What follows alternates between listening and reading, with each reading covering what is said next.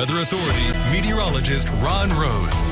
Oh yes, the twin bridges in view as we get a look at that sunshine basking those bridges. Looking good out there right now. If you can stand the wind, and there's plenty of that to go around now, there'll be plenty more of that to go around here soon enough. That's looking from Ellis Park, of course, and all the traffic that is rolling along. 40,000 cars and trucks go across those bridges on average every single day. Let's hope we get the whole 40,000 today.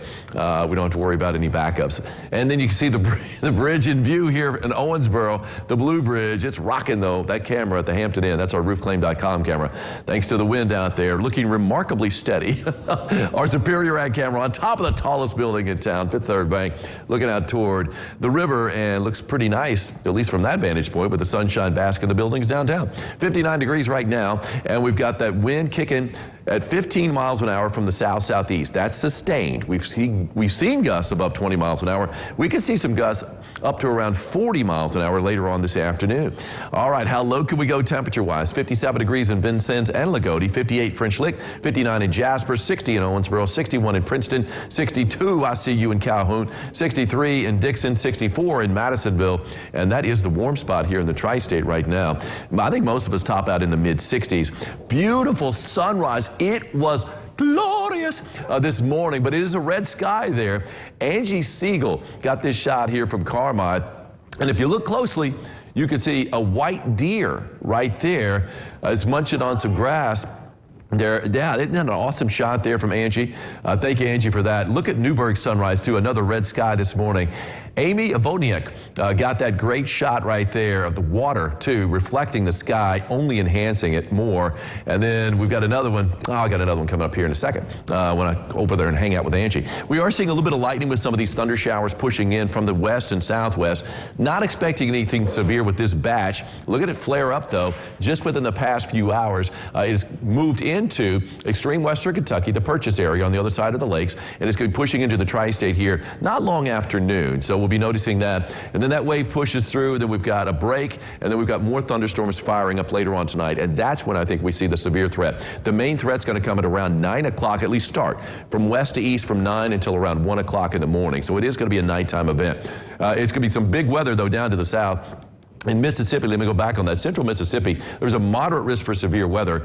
Not only is there a good chance for tornadoes, plural, but also significant tornadoes, EF2 to EF5. That's down to the south. Future Tracker shows these showers breaking up that line a little bit. I think it's going to be a little more solid than what this is showing. But that pushes through, again, in the early to mid-afternoon. And by late afternoon, another break. A lot of clouds in play, yes, but we still have some breaks out there early in the evening. By 9 o'clock, 9:30, we're starting to see this line developing in our western counties, and it's going to be pushing toward the Wabash, and it should be pushing through the Evansville area between 10 and 11 o'clock, and basically by midnight, 1 o'clock Jasper time, it is to the east, along the leading edge. If we do see severe weather, that would be your best bet for seeing that. So I think really not long after midnight, we're going to see that chance, or severe weather threat anyway, off the board. And we're going to be seeing the sky clear out a little bit. We might even see a few flakes of snow on the backside of this first thing tomorrow morning. If we get enough cloud cover out there, I think that's possible. On the backlash behind that system, and then you can see we've got plenty of sunshine in store for us on Wednesday. All right, here's what it looks like as far as our severe risk. Marginal risk for most of the tri-state. Then you can see down to the south, Madisonville, Central City, and those areas down to the south and southwest in the tri-state. That corner, we've got a slight risk, so just a slightly elevated risk for tornado. All threats are in play. Isolated tornado threat at 2% for most of us. Down to the south, we're talking about a 5% chance. I think the main threats are going to be large hail and especially damaging winds. A 15% chance down to the south. For most of us, though, a 5% shot. 65 degrees for a high today. Clouds, some sunshine, too. And, of course, we've seen a mix of both throughout the morning, and even some pretty good breaks late morning from those clouds and that sunshine. The wind is going to be a factor throughout the day from the south at 15 to 25 miles an hour. We could see gusts up to around 40 miles an hour. That's possible. So wind, and then we got the thunderstorms later on tonight. On the 3-degree guarantee, called for a high yesterday at 52.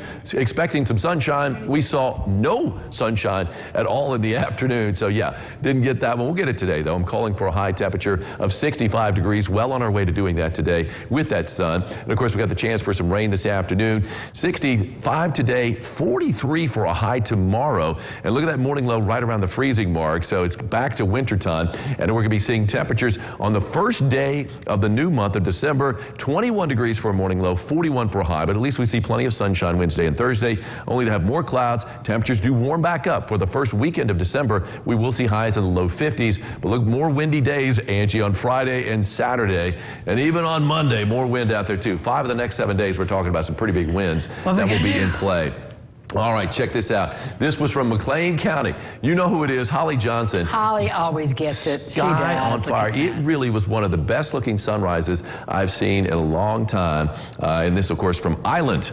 So the home of the dairy freeze. And I tell you what, Angie, Holly gets around. I mean, she's from Livermore, but she'll go to Rumsey, she'll go to Island, she'll go wherever it takes. It's not very far from any of those places, just so you know. I mean, it doesn't take long to get from Island to Livermore. She can walk there, is that what it is? Yes, Okay. Yes. You know, McLean County is not that big, but thank you for the great photos of our county down there. Hey, we're going to hear some great music in just a minute. Let's hear it, yes. Joy to the World coming up. There they are.